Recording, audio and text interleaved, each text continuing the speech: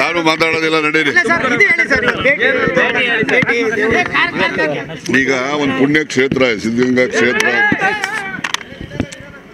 ಯಾರಪ್ಪ ಈ ಕಡೆ ಬರ್ರಿ ಹೋಗ್ಲಿ.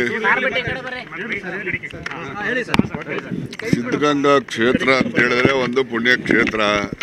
ಪುಣ್ಯ ಕ್ಷೇತ್ರದಲ್ಲಿ ರಾಜಕಾರಣ ಮಾತನಾಡಬಾರ್ದು. ಆಧ್ಯಾತ್ಮಿಕವಾಗಿ ಏನಾದ್ರು ವಿಚಾರಗಳಿದ್ರೆ ಅದ್ರ ಬಗ್ಗೆ ವಿಚಾರ ನೀವು ಕೇಳಿ ನಾನು ಹೇಳ್ತೀನಿ.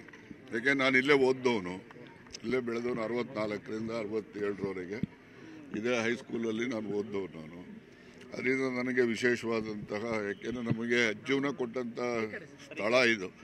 ಹಾಗಾಗಿ ಇದು ಒಂದು ಪವಿತ್ರವಾದಂಥ ಸ್ಥಳ ಅಂತೇಳಿ ನಾನು ಭಾವಿಸಿ ಇವತ್ತು ಅದರಿಂದ ಏನು ಹಿರಿಯ ಶ್ರೀಗಳವರ ಕಾರ್ಯಕ್ರಮದಲ್ಲಿ ಭಾಗವಹಿಸ್ತಕ್ಕಂಥ ಅದೇ ಬೇಡ ಅಂತ ಹೇಳಿ ಪ್ರಕರಣ ಕೇಳಿ. ಯಾರು ಬೇಡ ಅಂತ ಹೇಳಿರೋದು? ಎಲ್ಲಿಗೆ ನನಗೆ ಕೇಳಿದ್ರೆ ನನಗೇನಪ್ಪ ಹೇಳಿ. ನಾವು ಅದಕ್ಕೆ ಒತ್ತಾಯ ಮಾಡ್ತೇವೆ. ಪ್ರಕರಣದ ಬಗ್ಗೆ ರಾಜನನ್ನು ಕೇಳಿ. ಆಯ್ತು, ಎನ್ಕ್ವೈರಿ ಆಗ್ತಾ ಇದೆಯಲ್ಲ. ಎನ್ಕ್ವೈರಿ ಆಗುವಾಗ ಏನ್ ಮಧ್ಯೆ ಏನ್ ಹೇಳಕ್ಕಾಗ್ತದೆ ಹೇಳಪ್ಪ, ನೀವೇ ಹೇಳಿ. ಯಾವ್ದ್ರಲ್ಲಿ ಮಾಡ್ತಾರೆ ಮಾಡ್ಲಿ, SIT ಮಾಡ್ತಾರ, ಇನ್ನೊಂದು ಮಾಡ್ತಾರ, ಅದು ಗೃಹ ಮಂತ್ರಿಗಳಿಗೆ ಮತ್ತು ಮುಖ್ಯಮಂತ್ರಿಗಳಿಗೆ ಬಿಟ್ಟಂತ ವಿಚಾರ.